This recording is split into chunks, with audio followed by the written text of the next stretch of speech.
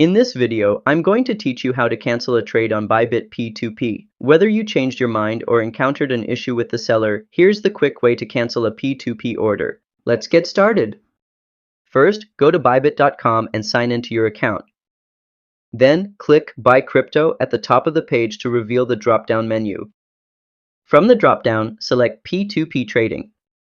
Once inside the P2P section, go to the Order panel on the right side of the screen where your current trades are listed. Find the trade you want to cancel and click Cancel Order at the bottom of the P2P order page. A prompt will appear. Select the reason why you want to cancel the trade, then click Yes to confirm.